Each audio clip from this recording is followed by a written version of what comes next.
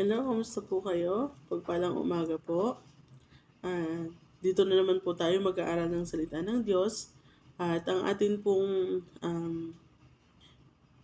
devotion for this morning ay pinamagatan po nating atmosphere of encouragement. Ang verse po natin ay nagmula po sa Romans 15:2. Ang sabi po, each of us should please our neighbors for their good, to build them up. Amen. Sabi po dito sa ating our daily bread, I'm encouraged every time I visit the fitness center near our house. It's in that busy place I'm surrounded by others who are striving to improve their physical health and strength. Posted signs remind us not to judge each other, but words and actions that reveal support for others. Others' conditioning efforts are always welcomed. What a great picture of how things should look like in the spiritual realm of life. Those of us who are striving to get in shape spiritually, to grow in our faith, can sometimes feel as if we don't belong because we're not as spiritually fit or as mature in our walk with Jesus as someone else.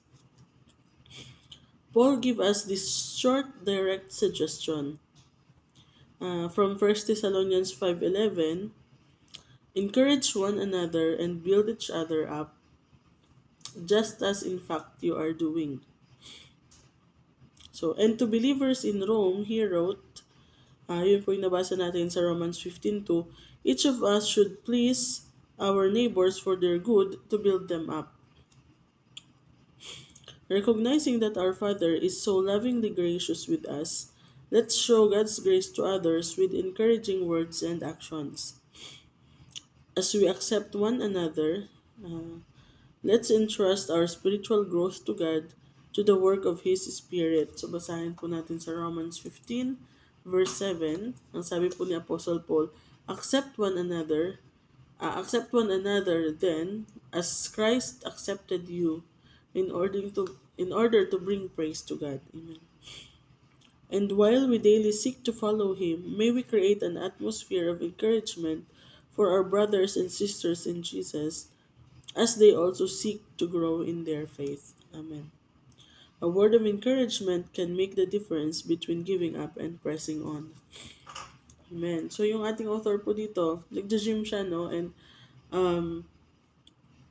dun sa gym na pinupuntahan niya, marami mga posters na nakalagay sa mga wall na don't judge. Yung iba na nag-struggle pa sa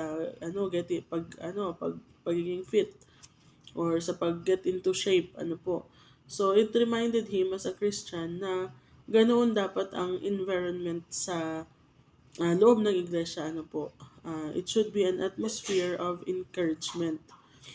So, maraming mga beses po, I think lahat tayo na pagdaanan natin to, and lahat ng churches merong ganitong pangyayari or situation na yung mga bagong kapatid na nag-struggle pa sila sa kanilang growth, nag-struggle pa sila sa pagpapalago ng kanilang faith, yung nagsisimula pa lang sila, parang hindi ka makasabay, dun sa mga kapatid na matatagal na, yung mga kapatid na parang ang lalago na nila, ang mature na nila, ang dami na nilang alam sa salita ng Diyos. So parang feeling mo hindi ka belong kasi parang ang na nila, ang mature na nila, matatagal na sila sa ministry, alam na nila yung mga Bible verses, yung mga book of the Bible, samantalang ako, wala pa akong kaalam-alam. So yung parang na out of place ka. Marami pong mga nakakaranas ng ganun po. So, kung meron po tayong mga kapatid na nakakaranas po ng ganun, ang sabi po ni Apostle Paul, i-encourage po natin sa sa 1 Thessalonians 5:11, ang sabi niya po doon, encourage one another and build each other up, just as in fact you are doing. So kung ikaw po ay kapatid na itinuturing ng malago sa pananampalataya, matured na sa iyong pananampalataya, marami ka ng alam, Kumbaga pagka mga Bible study, isa ka na dun sa mga yung mga marami nang alam ng mga verses, nakakasagot na, matagal na sa iglesia. Wag po nating hayaan na yung mga kapatid na bago pa lang ay ma-feel nila na parang hindi sila belong or ma-feel nila na inferior sila. Let's encourage them, build them up, para mapalakas din po sila. Wag po nating huhusgahan na kahit na matagal na sila sa church at hindi ganoon kabilis yung kanilang growth kasi kanya-kanya po tayo ng pace. Hindi tayo sabay-sabay sa ating paglago, hindi tayo pare-parehas ng bilis. So ang iba, after many years sa church, hindi pa rin sila ganoon kalago. Hindi natin pwedeng husgahan na, ano ba to si kapatid, ang tagal-tagal nang dumadalo. Hanggang ngayon, ganyan pa rin siya. Let us encourage them para mag-grow din po sila. Huwag po nating ipaparamdam na sila ay inferior or hindi sila belong. Sabi din po ni Apostle Paul sa mga taga Rome, mga mananampalataya sa Rome, sa Romans 15 verse 2, each of us should please our neighbors for their good to build them up. And sa verse 7, sabi niya, accept one another just as Christ accepted you in order to bring praise to God. So tanggapin po natin yung isa't isa.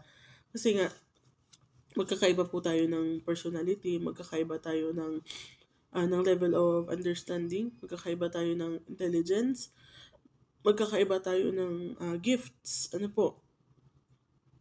Maaring ang iba ay napaka-gifted sa music pero hindi siya magsaulo ng mga verses. Ang iba naman ay napakagaling niya sa Bible pero hindi siya marunong sa mga instruments or hindi siya marunong magluto. Napakarami pong ministry sa sa gawain ng Diyos. At iba-iba po tayo ng gift. So hindi po pwedeng huhusgahan natin yung iba na sasabihin natin ay puro luto lang alam nito, hindi naman hindi naman nakakasabay sa mga BS ganyan. Iba-iba po tayo ng gifts So lahat po tayo dapat mag-aral ng salita ng Diyos pero wag po nating i-expect na lahat po ay magkakasabay na na yung pangunawa at yung paglago natin sa kaalaman sa salita ng Diyos. So accept one another and build each other up para lahat po tayo ay lalago in our own pace. So, kung papaano ang ating Panginoon ay napaka-loving, napaka-gracious sa atin, ganun din po yung ipakita natin sa ating mga kapatid na kumbaga bata pa or baby pa sa pananampalataya. Let us show God's grace to others with encouraging words and actions. Huwag naman nilang maramdaman sa atin yung pagiging judgmental or yung pangmamaliit dahil wala na po tayong pinagkaiba sa mga nasa mundo. Wala na yung identity natin bilang mga anak ng Diyos. So, dapat yung kanilang yung simbahan ang kanilang comfort zone.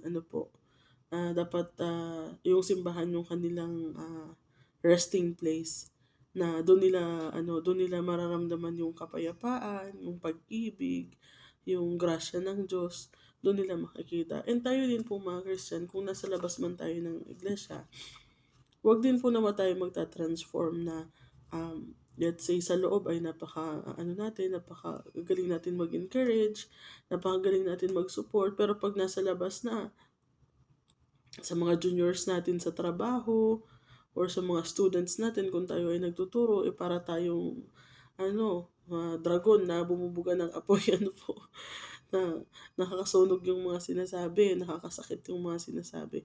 Huwag po naman tayong ganun, lagi pong mag-support at encouragement ang ibigay po natin sa tao sa paligid natin. Yes, open rebuke is better than secret love. And we should do that. We should rebuke pero hindi naman po kailangan na magre-rebuke tayo na masakit yung pagkakasabi natin meron pong constructive criticism na yung ayusin po natin yung pagkakasabi natin at hindi naman na parang sinusugarcoat natin pero pwede naman natin siyang sabihin ng malumanay, hindi yung brutal, lalo pa kung alam natin na medyo sensitive ang kapatid or yung tao na kakausapin natin. So, ayun, nawa lagi pong sa ating magkakapatid ay hindi po makita itong judgmental attitude at yung pagbilittle ng iba kundi let us build each other up and let us encourage one another para lahat po tayo ay lumago at magpatuloy sa paglilingkod sa ating Panginoon. Kasi nakakatiso din po yung mga ganong attitude, nakakatiso at marami din po na tumitigil sa paglilingkod sa Panginoon. Humihinto sila kasi nasaktan sila sa mga narinig nila, hindi nila naramdaman yung support. Marami pong mga ganun, lalo sa mga baby Christians pa, kailangan talaga nila ng alalay, So, mag-ingat po tayo sa ating mga sinasabi. Dapat ang ating mga sinasabi ay nakakapagpalakas sa kanila. Hindi nakakapagpalugmok, nakakapanghina, or nakakasira. So, amen. Tayo po ay manalangin. Hallelujah. Salamat, Panginoon, sa iyong mga salita, O Lord. Salamat sa paalala na we should always encourage ang aming mga kapatid, Panginoon. And kayo po naman, Panginoon, ang laging maglagay ng magagandang salita sa aming mga labi, Panginoon. Kayo po ang maglagay, Panginoon, ng mga words of encouragement sa aming bibig, Panginoon, upang mag-flow po ito freely sa amin, Panginoon, at lagi po namin mababanggit ang mga words of encouragement na ito sa aming mga kapatid, O Lord. Help us to support those who are weak and to build them up, Panginoon. Lahat kami, Panginoon, ay magsuportahan sa isa't isa upang sabay-sabay po kami na lalago, Panginoon, sa inyo, sa kaalaman sa inyong salita, O Lord. Paging sa araw na ito, Panginoon, sa aming mga trabaho, O Lord, help us to encourage people who are around us, Panginoon, at nawa hindi sa amin makita yung judgmental attitude ng mundo, Panginoon, kundi yung loving and gracious spirit ninyo, Panginoon. Maraming salamat, O Lord. Purihin ka, sambahin ka, in Jesus' name. Amen. Salamat po sa pakikinig, mga kapatid. Ingat po tayo sa maghapon, and God bless you all.